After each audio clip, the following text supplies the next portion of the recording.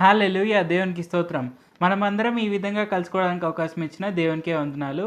మొదటగా ఈ వాక్యం వీక్షిస్తున్న ప్రతి ఒక్కరికి happy new year, new year శుభాకాంక్షలు. ఈరోజు మొదలుకొని మీరు అందరూ సంతోషంగా, ఆనందంగా ఉండాలని కోరుకుంటున్నాను. అలాగే ఈ సంవత్సరం మొత్తం మీకు ఎంతో శ్రేయస్కరంగా ఉండాలని ఆశిస్తున్నాను. మనం ఇప్పుడు ఒక కీర్తన పాడుకొని తర్వాత వాక్యోపదేశంలోనికి వెళ్దాము. అందుకంటే ముందుగా ఒక ప్రార్థన చేసుకుందాం. పరిశుద్ధ జీవాధిపతి జీవం గల దేవా యేసయ్య, ఈ విధంగా మాకు ఈ కొత్త సంవత్సరాన్ని దయచేసినందుకు వందనాలు తండ్రి. ఈ వాక్యం వింటున్న ప్రతి ఒక్కరిని ఆశీర్వదించండి. వారు ఎంతో ఆనందంగా, ఎంతో శ్రేయస్కరంగా ఈ సంవత్సరం మొత్తం జీవించాలని యేసునామంలో ప్రార్థిస్తున్నాం తండ్రి. ఆమేన్. Thank you Jesus. మహిమ ఘనతకు అర్హుడవు, నీవే నా దైవము. మహిమ ఘనతకు అర్హుడవు, నీవే నా దైవము. సృష్టికర్త ముక్తిదాత, సృష్టికర్త ముక్తిదాత, నా స్తుతులకు పాత్రుడా. ఆరాధన నీకే, ఆరాధన నీకే, ఆరాధన నీకే నా యేసయ్య, ఆరాధన నీకే. ఆరాధన స్తుతి ఆరాధన, ఆరాధన నీకే. ఆరాధన స్తుతి ఆరాధన, ఆరాధన నీకే. ఆరాధన నీకే నా యేసయ్య, ఆరాధన నీకే. ఆరాధన నీకే నా యేసయ్య, ఆరాధన నీకే. మహిమ ఘనతకు అర్హుడవు, నీవే నా దైవము. మహిమ ఘనతకు అర్హుడవు, నీవే నా దైవము. మన్నాను కురిపించినావు, బండ నుండి నీళ్ళిచ్చినావు. మన్నాను కురిపించినావు, బండ నుండి నీళ్ళిచ్చినావు. యెహోవా ఈరే చూచుకొనును, యెహోవా ఈరే చూచుకొనును, సర్వము సమకూర్చును. ఆరాధన నీకే, ఆరాధన నీకే నా యేసయ్య, ఆరాధన నీకే. ఆరాధన స్తుతి ఆరాధన, ఆరాధన నీకే. ఆరాధన స్తుతి ఆరాధన, ఆరాధన నీకే. ఆరాధన నీకే నా యేసయ్య, ఆరాధన నీకే.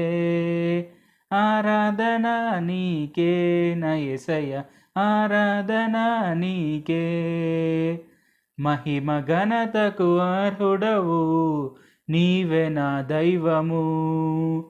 మహిమ ఘనతకు అర్హుడవు, నీవే నా దైవము. వ్యాధులను తొలగించినావు, మృతులను మరి లేపినావు. వ్యాధులను తొలగించినావు, మృతులను మరి లేపినావు. యెహోవా రాఫా స్వస్థపరచును, యెహోవా రాఫా స్వస్థపరచును, నన్ను స్వస్థపరచును. ఆరాధన నీకే, ఆరాధన నీకే. ఆరాధన నీకే నా యేసయ్య, ఆరాధన నీకే. ఆరాధన స్తుతి ఆరాధన, ఆరాధన నీకే. ఆరాధన స్తుతి ఆరాధన, ఆరాధన నీకే. ఆరాధన నీకే నా యేసయ్య, ఆరాధన నీకే. ఆరాధన నీకే నా యేసయ్య, ఆరాధన నీకే. మహిమ ఘనతకు అర్హుడవు, నీవే నా దైవము. మహిమ ఘనతకు అర్హుడవు, నీవే నా దైవము. హల్లెలూయా. మన దేవుడైన యేసుప్రభువు వారు మనల్ని ఎంతగానో గొప్పగా ఆశీర్వదించాలని కోరుకుంటున్నారు. అలాగే ఈ సంవత్సరంలో ఇప్పుడు మొదలుకొని మనకు దుఃఖం అనేది కలగకుండా మనం ఇంకెప్పుడు వేదన పడకుండా మనల్ని ఆశీర్వదించడానికి, మనల్ని స్వస్థపరచడానికి, మనల్ని చూసుకోవడానికి మన దేవుడైన యేసుప్రభువు వారు మనతో ఉన్నారు. కాబట్టి మనం దేనికి భయపడకుండా ఆయన యందు విశ్వాసం ఉంచుతూ, ఆయననే మనం పూర్తిగా నమ్ముతూ, ఆయన యొక్క జ్ఞానం పొందుకుంటూ ఈ భూలోకం పైన సంతోషంగా, ఆనందంగా జీవిద్దాము. ఇప్పుడు మనము వాక్యోపదేశంలోనికి వెళ్దాము.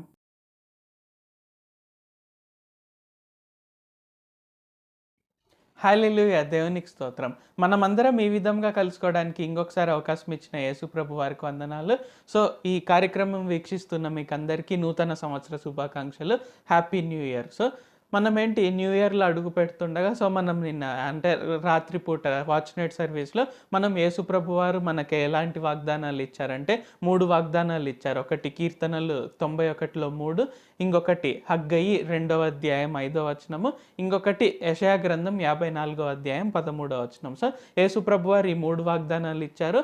అండ్ ఈ 3 వాగ్దానాలు ఇచ్చే ముందుగా వాగ్దానం పైన ఎందుకు విశ్వాసం ఉంచాలి అనేది కూడా మనం తెలుసుకున్నాం. అంటే యేసు ప్రభు వారి పైన విశ్వాసం ఉంచడమే కాకుండా ఆయన ఇచ్చిన వాగ్దానం పైన కూడా మనం విశ్వాసం ఉంచాలి. సో, మనం వాగ్దానాన్ని ఏమంటాం? ప్రామిస్ కార్డ్ అంటాం. అంటే మనం ఈ నూతన సంవత్సరం రోజు చర్చిలో మనం తీసుకునే దానిలోను మనము ప్రామిస్ కార్డ్స్ అని తీసుకుంటూ ఉంటాము. సో, ఆ పేరులోనే ఉందన్నమాట ప్రామిస్. అంటే యేసు ప్రభు వారు ప్రమాణపూర్వకంగా అది మనకు ఇస్తున్నారు. సో, ప్రమాణపూర్వకంగా యేసు ప్రభు వారు చెప్తున్నారు, నేను ఖచ్చితంగా నెరవేరుస్తాను, ఎన్ని వాగ్దానాలైనా సరే అవును ఆమేన్ అంటాను అని యేసు ప్రభు వారు మనకు సెలవిస్తున్నారు. కాబట్టి ఇక్కడ ఏంటి, యేసు ప్రభు వారి పైన మాత్రమే కాకుండా ఆయన ఇచ్చిన వాగ్దానాల పైన, ఆయన ఇచ్చిన ప్రమాణాల పైన కూడా మనం విశ్వాసం కలిగి ఉండాలి. సో, ఆ విధంగా ఈరోజు మనము యెషయా గ్రంథంలోని వాగ్దానం గురించి ఈరోజు మనం ధ్యానించుకుందాము. సో, సమయానుకూలంగా మనం ఎన్ని వాగ్దానాలు వీలైతే అంటే 3 వాగ్దానాల్లో ఎంతవరకు వీలైతే మనం అంతవరకు ధ్యానించుకుందాము.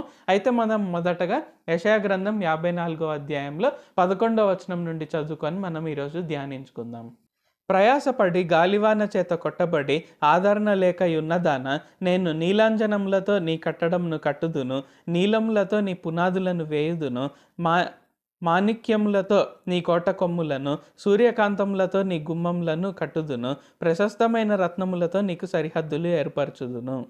సో, ఈ 2 వచనాలు కనుక చూసుకున్నట్లయితే ఏంటి, యేసు ప్రభు వారు ఈరోజు మనతో ఎలాగ మాట్లాడుతున్నారంటే మన జీవితాల్లో మనకు ప్రయాసం అనేది ఉంటుంది. అంటే రకరకాలుగా మనం కొన్ని చోట్ల ఇబ్బంది పడుతుండొచ్చు, ప్రయాస పడుతుండొచ్చు. అంటే ఆర్థిక విషయంలో కావచ్చు, ఆరోగ్య విషయంలో కావచ్చు, కుటుంబ విషయంలో కావచ్చు, లేకుంటే ఉద్యోగ విషయంలో కావచ్చు, లేకుంటే ఏదైనా మనకు అనవసరమైన పోలీస్ కేసులో, కోర్టు కేసులో, లేకుంటే అనవసరమైన వ్యాధులు. సో, ఏదో ఒక విషయంలో మనం ప్రయాస పడుతుండవచ్చు. అయితే ప్రయాసపడి గాలి లేక ఆదరణ లేక గాలి చేత కొట్టబడుచున్నదానా అంటే ఎవరెవరైతే ప్రయాస పడుతున్నారో యేసుప్రభు వారు ఏం తెలియజేస్తున్నారంటే, నీలాంజనములతో నీ కట్టడములు కట్టుదును, మాణిక్యములతో నీకు సరిహద్దులు ఏర్పరచుదును. సో, అంటే మాణిక్యములతో నీ కోట కొమ్ములను, అలాగే మనం చూసుకున్నట్లయితే ప్రశస్తమైన రత్నములతో మనకు సరిహద్దును ఏర్పరుస్తున్నారు. అంటే ఏంటి, యేసుప్రభు వారు మనల్ని స్థిరపరచడమే కాకుండా అది చాలా గొప్పగా స్థిరపరిచే విధంగా కూడా చూస్తున్నారు. అంటే ఇప్పుడు మనం గుమ్మాలు కనుక చూసుకున్నట్లయితే, సో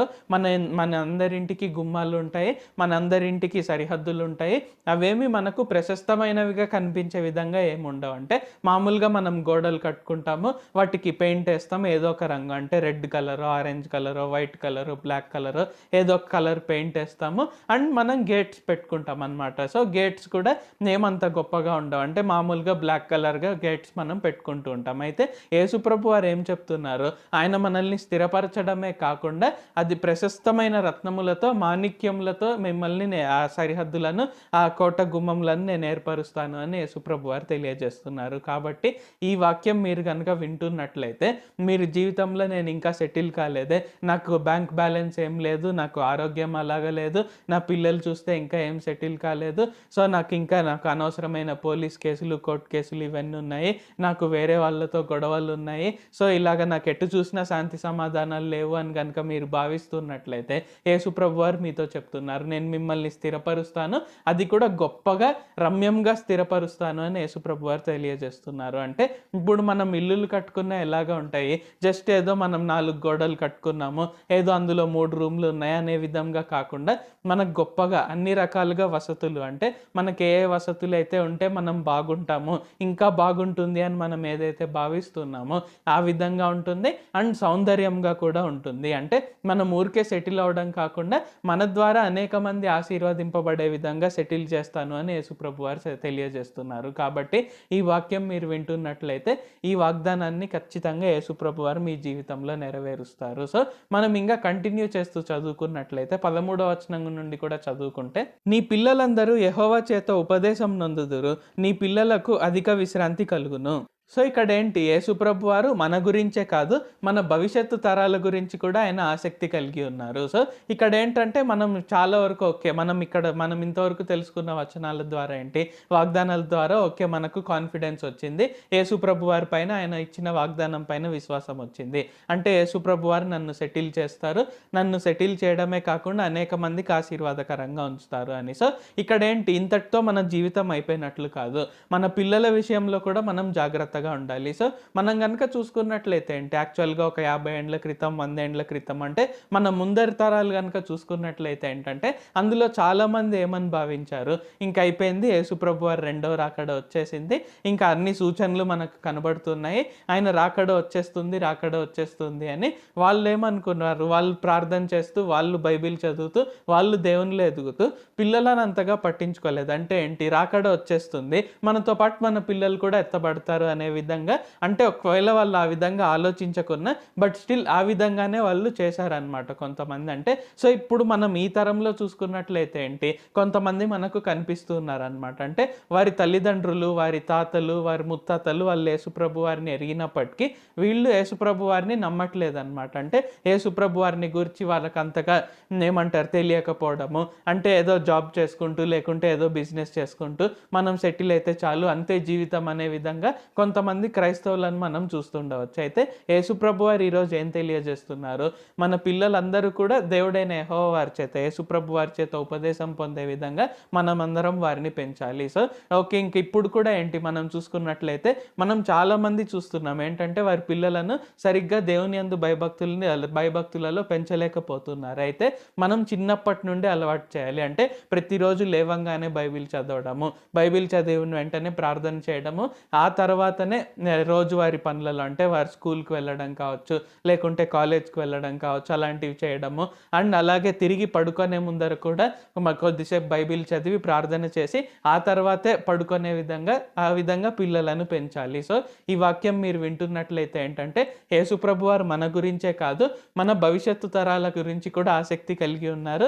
అండ్ మనం సెటిల్ అయిన తర్వాత, సో యేసుప్రభు వారు వాగ్దానం ఇచ్చిన పరంగా ఆయన మనల్ని మణిమాణిక్యాలతో, ప్రశస్తమైన రత్నాలతో మన సరిహద్దులను, మన గుమ్మాలను ఏర్పరిచి మనల్ని సెటిల్ చేసినప్పుడు, అంటే ఎటు సైడ్ నుండి మనకు యుద్ధం లేకుండా మనల్ని సెటిల్ చేసినప్పుడు ఇంకంతా అంతటితో అయిపోయింది అనుకోకుండా మనము దేవునిలో ఎదుగుతూ మన పిల్లలు కూడా దేవునిలో ఎదిగే విధంగా చూడాలి. సో ఆ విధంగా యేసుప్రభు వారి నుండి వారు ఉపదేశం పొందుకుంటే ఏంటంటే వారికి అధిక విశ్రాంతి కలుగుతుంది. సో విశ్రాంతి అనే టాపిక్ గురించి మనం యాక్చువల్గా కొన్ని నెలల క్రితం తెలుసుకున్నాం. సో విశ్రాంతి అంటే ఏంటంటే దేవుడైన యేసుప్రభు వారు మనకి ఏదైతే పనిని అప్పగించారో అది ముగించడమే విశ్రాంతి. సో ఇజ్రాయేలీల జీవితంలో చూసుకున్నట్లయితే అంటే యాక్చువల్గా హెబ్రీలకు రాసిన పత్రిక 4వ అధ్యాయంలో క్లియర్గా ఉంటుందన్నమాట. సో అక్కడ ఇశ్రాయేలీలు విశ్రాంతి పొందుకోలేదని. సో విశ్రాంతి పొందుకోలేదంటే ఏంటి, వారు దేవుడైన యెహోవా వారు ఇచ్చిన వాగ్దాన భూమిలోనికి వారు అడుగు పెట్టలేదు. అంటే వాళ్ళు 40 సంవత్సరాలు అడుగు పెట్టలేదు. సో అంటే ఆ తరం వారు తర్వాత, అంటే వారి పిల్లల తరం వారు వాగ్దాన భూమిలోనికి అడుగు పెట్టారు. సో వాగ్దానం నెరవేరడమే అక్కడ వారి జీవితంలో విశ్రాంతి. సో మన జీవితంలో కూడా ఏంటి, యేసుప్రభు మనకు కొన్ని పనులు అప్పగించారు, మనకు కొన్ని వాగ్దానాలు ఇచ్చారు, కొన్ని ప్రమాణాలు ఇచ్చారు. సో అవన్నీ నెరవేరడము, ఆయన ఇచ్చిన పనులన్నీ మనం సవ్యంగా జరిగించడము, అదే విశ్రాంతి. సో అక్కడ ఇజ్రాయేలీలకు దేవుడైన యెహోవా వారు అప్పగించిన పని వారు చేయలేకపోయారు. సో ఏ పని అప్పగించారు, వాళ్ళు చేయాల్సిందల్లా ఏంటంటే దేవుడైన యెహోవా వారి పైన విశ్వాసం ఉంచి ఎటు సైడు తప్పిపోకుండా, అంటే ఆయన ఇచ్చిన ఆజ్ఞలను పాటిస్తూ ఆయన ఇచ్చిన ధర్మశాస్త్రం చొప్పున నడుచుకోవడమే యేసుప్రభు వారు వారికి ఇచ్చిన పని. బట్ అది వారు చేయలేకపోయారు. సో వాళ్ళు ఎదురు తిరిగారు కాబట్టి, అవిధేయత చూపించారు కాబట్టి, అంటే విధేయులై ఉండకుండా అవిధేయులై ఉన్నారు కాబట్టి వారు విశ్రాంతిలోనికి అడుగు పెట్టలేకపోయారు. సో ఈరోజు యేసుప్రభు వారు మనకందరికీ ఏం చెప్తున్నారంటే మన పిల్లలు అలాంటి జీవితంలో ఉండకూడదు, అలాంటి సిచ్యువేషన్లో ఉండకూడదు. వారు ఖచ్చితంగా విశ్రాంతిలో ఉండాలి, అధిక విశ్రాంతిలో ఉండాలి. అంటే వారికి ఏదైనా యేసుప్రభు వారు వాగ్దానం ఇస్తే అది వెంటనే నెరవేరాలి. సో యేసుప్రభు వారికి ఏదైనా పని కనుక చేయమని అప్పగిస్తే అది వారు వెంటనే చేయగలిగే విధంగా ఉండాలంటే మనం ఆ విధంగా అంటే అంత విధేయతతో మనం వారిని పెంచాలి. సో దేవుని యందు భయభక్తులతో, విధేయతతో, వినయంతో మనం వారిని పెంచాలి. సో అది పెంచాలి అంటే అది ఓన్లీ మన పైన ఉన్నట్లే కాదు, మనం దేవుడి నుండి పొందుకోవాలి. దేవా, నేను నా పిల్లలకు ఏ విధంగా బోధించగలుగుతాను, సో నేను ఏ విధంగా బోధిస్తే వారి విశ్వాసం పెరుగుతుందో ఆ విధంగా నాకు బయలుపరచండి అని మనం దేవుని ప్రార్థించి ఆయన శక్తి చేత, ఆయన మహిమ చేత, ఆయన బలం చేత మనం మన పిల్లలను ఖచ్చితంగా దేవుడైన యేసుప్రభు వారి ఉపదేశం అందే విధంగా మనం చూడాలి. సో ఆ విధంగా వారు ఉపదేశం పొందినట్లయితే ఏంటంటే అధిక విశ్రాంతి వారికి కలుగుతుంది. సో మన బాధ్యత ఓన్లీ మన వరకే కాదు, కానీ మన పిల్లల పైన కూడా ఉంటుంది. సో మనము ఒకసారి ఒక సండే రోజున, ఒక ఆదివారం రోజున మనం ఇది కూడా తెలుసుకున్నాం. అంటే ఏలి ఎలాగ తన కుమారులను పెంచలేకపోయారు. సో ప్రధాన యాజకుడైనటువంటి ఏలి ఎలాగ ఆయన కుమారులను సరిగ్గా పెంచలేకపోయారు. అండ్ ఈవెన్ సమూయేలు కూడా తన కుమారులను ఎలాగ పెంచలేకపోయారు అనేది మనం చూసుకున్నాము. అయితే దావీద్ జీవితంలో చూసుకున్నట్లయితే ఏంటి, దావీదు సొలొమోన్ గురించి అనేక సార్లు ప్రార్థన చేశాడు. అండ్ ఈవెన్ మనకు కొన్ని కీర్తనల్లో కూడా అది కనపడుతూ ఉంటుంది. అండ్ ఈవెన్ సొలొమోన్ కూడా సామెతల్లో రాసినప్పుడు ఒక చోట రాస్తాడేమని, నా తండ్రి నాకు ఈ విధంగా బోధించాడు అని. సో ఆ విధంగా ఏంటి, దావీదు సొలొమోనుని దేవుని యందు భయభక్తుల్లో పెంచాడు. అండ్ అఫ్ కోర్స్ సొలొమోన్ ఆ తర్వాత తప్పిపోయి ఉండొచ్చు. అది తన సొంత తప్పుల వలన, అంటే అనేక మందిని వివాహం చేసుకోవడము, అన్య స్త్రీలను వివాహం చేసుకోవడం వలన తప్పిపోయాడు. బట్ దావీదు చేశాడనమాట. అంటే సొలొమోన్ గురించి ప్రార్థన చేశాడు అండ్ సొలొమోన్కు బోధించాడు కూడా. సో ఆ విధంగా ఏంటి, మనం కూడా దావీదు వలె మన పిల్లలకు మనం ఖచ్చితంగా చెప్పాలంటే మీరు ప్రతిరోజు బైబిల్ చదవాలి. సో నీకు ఇలాంటి సంఘటనలు ఎదురైనప్పుడు నీవు దేవుని పైన ఆధారపడాలి. సో మనుషుల పైన ఆధారపడవచ్చు, పడకపోవచ్చు, అది పక్కన పెడితే నీవు దేవుని పైన అయితే ఖచ్చితంగా ఆధారపడాలి అనేది మన పిల్లలకు మనం నేర్పించాలి. సో యేసు ప్రభు వారు ఎలాంటి అద్భుతాలు చేయగలుగుతారు, ఎలాంటి సూచక్రియలు చేయగలుగుతారు, నానా విధములైన మహత్కార్యములు ఎలాగ ఆయన చేయగలుగుతారు అనేది మన పిల్లలకు మనం బోధించాలి. సో ఈ నూతన సంవత్సరంలో యేసు ప్రభు వారు మనందరి నుండి కోరుకుంటున్నది ఏంటంటే, అఫ్ కోర్స్ మనం సెటిల్ అయినప్పుడు, అఫ్ కోర్స్ మనం ఎలాగైతే మనం ప్రతిరోజు మనం దేవునితో గడపాలని కోరుకుంటున్నారో మన పిల్లలను కూడా ఆ విధంగా పెంచాలి అని యేసుప్రభు వారు కోరుకుంటున్నారు. సో ఆ విధంగా చేసినప్పుడు ఏంటి, మనం 14వ వచనం నుండి కంటిన్యూ చేసుకున్నట్లయితే, నీవు నీతిగల దానవై స్థాపింపబడుదువు, నీవు భయపడనక్కర్లేదు. బాధించువారు నీకు దూరంగా నుందురు, భీతి నీకు దూరంగా ఉండును, అది నీ దగ్గరకు రానేరదు. జనులు గుంపు కూడినను వారు నా వలన కూడరు, నీకు విరోధంగా గుంపు కూడు వారు నీ పక్షపు వారగుదురు. ఆలకించుము, నిప్పులూది తన వృత్తికి తగినట్లుగా పనిముట్టు చేయు కమ్మరిని సృజించువాడను నేనే, నాశనం చేయుటకై పాడు చేయువాని సృజించువాడను నేనే. నీకు విరోధంగా రూపింపబడిన ఏ ఆయుధంను వర్ధిల్లదు. న్యాయ విమర్శలో నీకు దోషారోపణ చేయు ప్రతివానికి నీవు నేరస్థాపన చేసేదవు. యెహోవా యొక్క సేవకుల నీతి నా వలన కలుగుచున్నది, ఇది వారి స్వాస్థ్యము, ఇదే యెహోవా వాక్కు. సో ఆ విధంగా కనుక మనం వాగ్దానాల నెరవేర్పు, అలాగే మన పిల్లలు కూడా దేవుని చేత ఉపదేశం నొందువారుగా ఉండినట్లయితే ఏంటంటే మన నీతి స్థాపింపబడుతుంది. సో నీవు నీతి గల దానవై స్థాపింపబడదువు, నీవు భయపడనక్కర్లేదు అని యేసుప్రభు వారు సెలవిస్తున్నారు. అంటే మన నీతి. సో నీతి అంటే ఏంటి, యేసుప్రభు వారిని నమ్మడమే నీతి. అంటే యేసుప్రభు వారి పైన మనము నమ్మకం కోల్పోకుండా ఉండాలంటే మన పిల్లలను కూడా ఆ విధంగా మనం పెంచాలి. సో ఆ విధంగా పెంచినట్లయితే ఏంటంటే మనం యేసుప్రభు వారి పైన ఉన్న నమ్మకంలో, విశ్వాసంలో కూడా ఎదుగుతాము. అంటే ఏలీ సమూయేలు పెంచకపోవడం వలన వాళ్ళు ఏం దేవుణ్ణి విడిచిపెట్టలేదు, అయితే వాళ్ళు అంత ఇంకా ఎక్కువగా ఎదగలేకపోయారు అనమాట. సో ఆ విధంగా ఏంటి అంటే ఇప్పుడు సమూయేలు కనుక ఏలీ అలాగ చేయడం వలన ఏలీ వంశపు వారు ఎవ్వరూ యాజకత్వం చేయలేకపోయారు ఆ తర్వాత. సో సమూయేలు అలాగ చేయకపోవడం వలన ఏంటి, ఇజ్రాయేలీలు ఇంకా మాకు అసలు యాజకులు కాదు, మాకు అన్యజనుల వల్లే రాజులు కావాలని కోరుకున్నారనమాట. సో ఆ విధంగా ఏంటంటే వారు ఎదగలేక వారి చుట్టుపక్కల వారిని, ఇజ్రాయేలీలను వాళ్ళు ఎదిగించలేకపోయారనమాట. సో ఆ విధంగా ఏంటి, మనం కూడా మన పిల్లలను ఒకవేళ మనం సరిగ్గా పెంచలేకపోతే ఏంటంటే మనం అంతగా ఎక్కువ ఎదగలేము, మన ద్వారా అనేక మంది ఆశీర్వదింపబడరు. సో ఇక్కడ ఏంటి, యాక్చువల్గా మనకు ఉండే మెయిన్ కాలింగ్ ఏంటంటే, మెయిన్ పిలుపు ఏంటంటే మనం ఈ లోకానికి వెలుగు, ఈ లోకానికి ఉప్పు. సో మనం యేసుప్రభు వారిని యందు మన పిల్లలను సరిగ్గా పెంచలేకపోతే మనం లోకానికి వెలుగు అయ్యే అవకాశం మనకు ఉండకపోవచ్చు, లోకానికి ఉప్పు అయ్యే అవకాశం మనకు ఉండకపోవచ్చు. కాబట్టి కాబట్టి మనం అలాగ మన పిల్లలను పెంచినట్లయితే ఏంటంటే మన నీతి కూడా స్థాపింపబడుతుంది, మన నీతి కూడా స్థిరం అవుతుంది. అంటే యేసుప్రభు వారి యందు విశ్వాసంలో మనం ఎదుగుతూనే ఉంటాము, వేరుపారి మనం స్థిరపడతాము. సో అంటే మనం ఎటు డైవర్ట్ అవ్వము. అండ్ అలాగే కాకుండా ఏంటి, మనల్ని ఎవరైతే భయపెట్టాలనుకుంటున్నారో, మనకు విరోధంగా ఎవరైతే గుంపు కూడాలనుకుంటున్నారో వారి ఆయుధాలు కూడా పని చేయకుండా యేసుప్రభు వారు చూసుకుంటారు. అంటే మనకు విరోధంగా రూపింపబడిన ఏ ఆయుధము వర్ధిల్లకుండా ఆయన చూసుకుంటారు. కాబట్టి ఇక్కడ ఏంటి, ఈ నూతన సంవత్సరం రోజున యేసుప్రభు వారు మనందరితో మాట్లాడుతున్న విధం ఏంటంటే మొదటగా మనల్ని అందరినీ సెటిల్ చేస్తారు. అంటే ఎటువంటి ప్రయాస లేకుండా, ఎటువంటి భారము లేకుండా, ఎటువంటి యుద్ధాలు లేకుండా మనల్ని సెటిల్ చేస్తారు.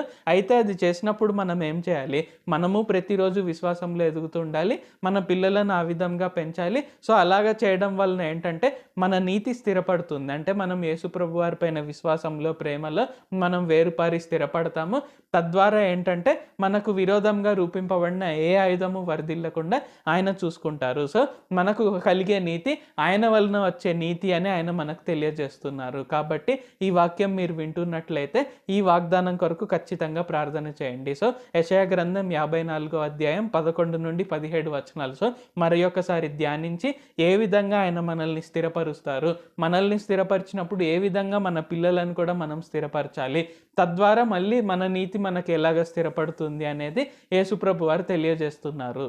ఎలాగ బాధించే వారందరూ మనకు దూరంగా ఉంటారు, భీతి అనేది అసలు మన దగ్గరకు కూడా రాకుండా ఆయన ఎలాగ చూసుకుంటారు అనేది ఈరోజు ఆయన మన కొరకు తెలియజేస్తున్నారు. కాబట్టి మీరు ఖచ్చితంగా ఈ వాగ్దానం కొరకు మనం అందరం ప్రార్థన చేయాలి. ఆ విధంగా చేసి ఈ వాగ్దానం యొక్క నెరవేర్పును మనం పొందుకోవాలి. మనము అలాగే మన పిల్లలందరూ, మన భవిష్యత్తు తరాలంతా కూడా అధిక విశ్రాంతి కలిగి ఉండేలాగా మనం చూసుకోవాలి. అండ్ అఫ్ కోర్స్ దేవుడు ఆ విధంగా చూసుకుంటారు అని తెలియజేస్తున్నారు. ప్రార్థించుకుందాం.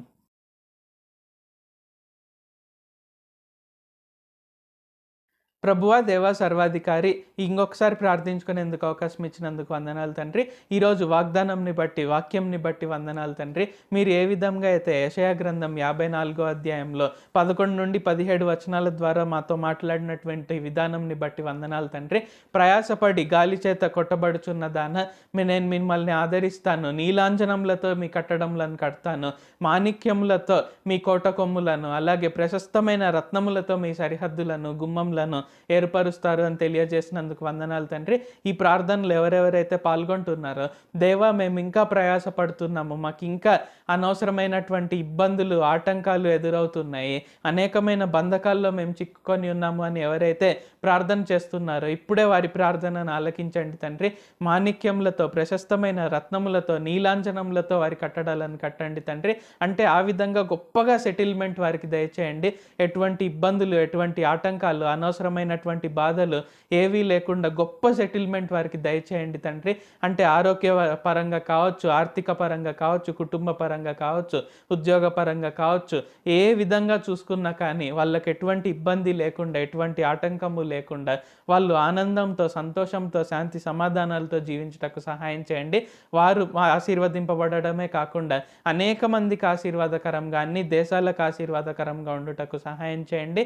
అలాగే వారు సెటిల్ అయిన తర్వాత వారి పిల్లలను కూడా మీ ఉపదేశం పొందే విధంగా పెంచాలి అని తెలియజేసినందుకు వందనాలు తండ్రి. ఈ ప్రార్థనలు ఎవరైతే పాల్గొంటున్నారో వారికి సంతానం ఉన్నట్లయితే వారు ఖచ్చితంగా మీ భయభక్తులతో వారిని పెంచుటకు సహాయం చేయండి. ఆ విధంగా పెంచుటకు వారి పిల్లలను, వారి భవిష్యత్తు తరాలను మీ యందు భయభక్తుల్లో, మీ పట్ల విధేయతతో, వినయంతో పెంచుటకు శక్తి సామర్థ్యాలను దయచేయండి. వారికి ఆ బలాన్ని అనుగ్రహించండి. అలాగే ఎప్పుడైతే వారు చేస్తారో వారి నీతి కూడా స్థిరపడుతుంది, భీతి వారికి దూరంగా ఉంటుంది, బాధించు వారు వారికి దూరంగా ఉంటారు అని తెలియజేసినందుకు వందనాలు తండ్రి. ఆ విధంగా బాధించు వారు ఎవ్వరూ మాకు దగ్గరగా ఉండకుండా, భీతి అనేది అసలు మాకు దగ్గరికి దరిదాపుల్లో కూడా లేకుండా, భయము అనేది లేకుండా మేము ఎప్పుడు ఆనందంతో, సంతోషంతో, శాంతి సమాధానాలతో, ధైర్యంతో జీవించుటకు సహాయం చేయండి. మీ శక్తి ద్వారా, మీ బలం ద్వారా మేము జీవించుటకు, మాకు విరోధంగా రూపింపబడిన ఏ ఆయుధము వర్ధిల్లకుండా మా నీతి మీ వలన స్థిరపడుటకు సహాయం చేయండి. నజరేయుడైన సర్వశక్తి గల యేసుక్రీస్తు నామంలో ప్రార్థిస్తూ ఉన్నాం తండ్రి. Amen. Thank you Jesus. So దేవుడు మనల్ని అందరినీ ఆశీర్వదించును గాక. సో మరి ఒకసారి నూతన సంవత్సర శుభాకాంక్షలు. Happy new year. సో ఈరోజు మీరు విన్న వాక్యము మీరు ఖచ్చితంగా పాటించి యెషయా గ్రంథం 54వ అధ్యాయము 11 నుండి 17 వచనాలు ధ్యానించి ఆ వాగ్దానాల యొక్క నెరవేర్పును పొందుకుంటారని నేను ఆశిస్తున్నాను. సో మనం ఒక కీర్తన ద్వారా దేవుని ఆరాధించుకొని స్తుతించుకొని ఈ కూడికను మనం ముగించుకుందాం.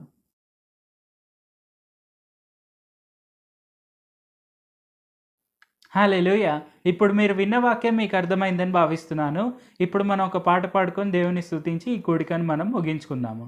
యెహోవా మహిమ నీ మీద ఉదయించెను, తేజరిల్లుము నీకు వెలుగు వచ్చెను. యెహోవా మహిమ నీ మీద ఉదయించెను, తేజరిల్లుము నీకు వెలుగు వచ్చెను. ఆయన మహిమ నీ మీద కనబడుచున్నది, అది నీ తలకు పైగా ప్రకాశించుచున్నది. ఆయన మహిమ నీ మీద ఉదయించెను, అది నీ తలకు పైగా ప్రకాశించుచున్నది. లెమ్ము నీవు తేజరిల్లుము, ప్రభువు కొరకు ప్రకాశించుము. లెమ్ము నీవు తేజరిల్లుము, ప్రభువు కొరకు ప్రకాశించుము. యెహోవా మహిమ నీ మీద ఉదయించెను, తేజరిల్లుము నీకు వెలుగు వచ్చెను, నీకు వెలుగు వచ్చెను. ఆయన మహిమను కలిగి శక్తిని చూపించుము, జీవవాక్యము చేబూని జ్యోతి వలె లెమ్ము.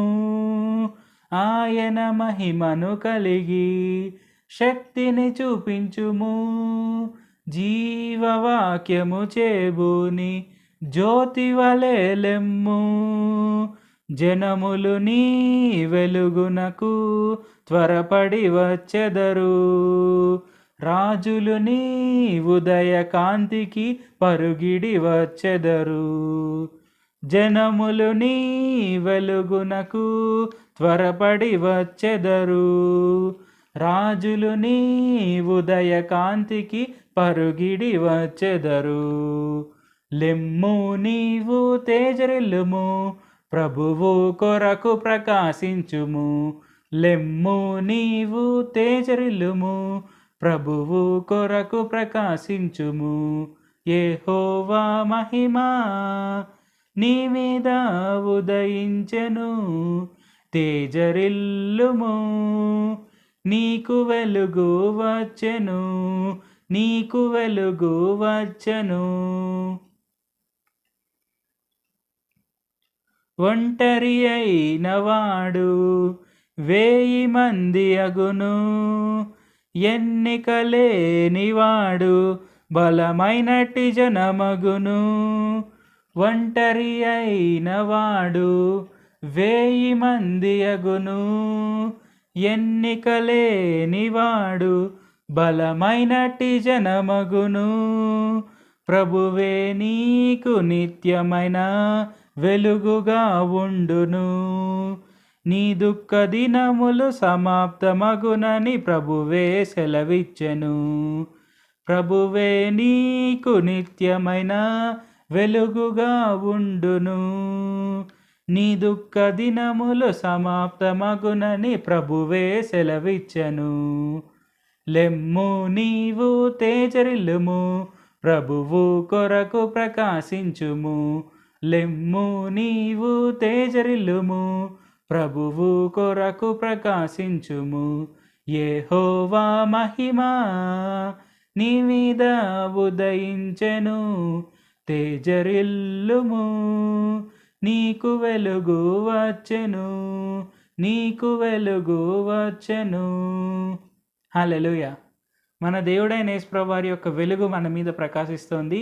ఆయన ముఖకాంతి మనలో కూడా ప్రకాశిస్తోంది. మనల్ని కూడా దేవుడైన యేసుప్రభువు వారు ఈ భూలోకానికి వెలుగుగా నియమించారు. అది మనం గుర్తించి ఆయనకు సాక్షి వలె ఈ భూమిపైన మనం గొప్ప గొప్ప కార్యాలు చేస్తూ ఆయన యొక్క రాకడ వచ్చే ముందే మనము అనేకులను దేవుడైన యేసుప్రభువారి మార్గంలో నడిపిస్తూ ఆయన యొక్క పరిపూర్ణ శక్తిని మనము ఉపయోగిస్తూ ఆయన యొక్క పరిపూర్ణ జీవనంను మనము అవలంబించుకుంటూ మనం కూడా అలాగే జీవిస్తూ మనం ముందుకు సాగాలి. ఈ సంవత్సరంలో మనకు ఎటువంటి చీకు చింత ఇబ్బందులు బాధలు ఏవి ఉండవని దేవుడైన యేసుప్రభువారు చెప్పారు. మనల్ని ఎంతగానో గొప్పగా ఆశీర్వదిస్తున్నారని చెప్పారు.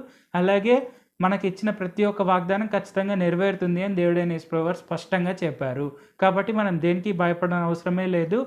మనమందరము సంతోషంగా ఆనందంగా జీవిస్తూ మనం ముందుకు సాగుదాం. ఈ వాక్యం వీక్షిస్తున్న ప్రతి ఒక్కరికి దేవుడైన యేసుప్రభువారి యొక్క నామంలో నేను మీ అందరికీ న్యూ ఇయర్ శుభాకాంక్షలు తెలియపరుస్తున్నాను. Happy new year. మనం నెక్స్ట్ టైం కలుసుకునే వరకు దేవుడు మనల్ని అందరినీ ఆశీర్వదించును గాక. God blesses all.